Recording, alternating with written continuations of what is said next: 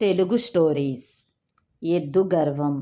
ఒక ఊరిలో ప్రతి సంవత్సరం దేవుణ్ణి ఊరేగింపు తీసుకెళ్లే సాంప్రదాయం ఉండేది.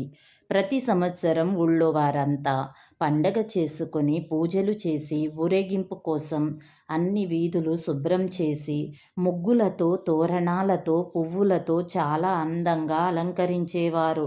ఊరేగింపుకు ఒక ఎద్దు బండి కట్టేవారు. ఆ బండిని కడిగి పసుపు రాసి బొట్లు పెట్టి పూలు కట్టి దాన్ని కూడా అందంగా అలంకరించేవారు. మరి ఆ బండిని తోలే ఎద్దు సంగతి చెప్పాలా? ఊళ్ళో అన్నిటికన్నా ఆరోగ్యవంతంగా బలంగా ఉన్న ఎద్దును ఎంచుకునేవారు. ఆ ఎద్దు చర్మం నిగనిగలాడేలా దానికి స్నానం చేయించి బొట్లు పెట్టి గంటలు కట్టి పట్టు వస్త్రాలు వేసేవారు. ఆహా, చాలా చూడముచ్చటగా తయారు చేసేవారు.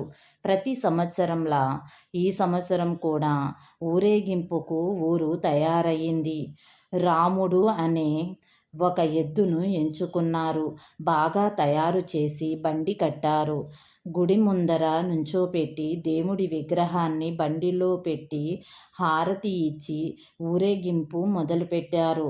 ఆ రోజంతా రాముడు ఎక్కడికెళ్తే అక్కడ మనుషులు వంగి నమస్కారాలు పెట్టారు. వెర్రిరాముడు ఇదంతా తనకి చేస్తున్న సత్కారం అనుకొని భ్రమపడ్డాడు. రోజంతా చాలా గర్వంగా, పొగరుగా కొమ్ములు పైకి పెట్టి ఛాతి బయటికి పెట్టి నడిచాడు.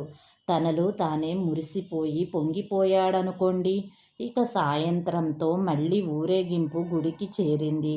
ఎదురు సన్నాహంతో బాజా భజంత్రీలతో గ్రామ ప్రజలు తమ దేవుని విగ్రహాన్ని బండిలోంచి దింపి లోపలికి తీసుకుని వెళ్ళారు.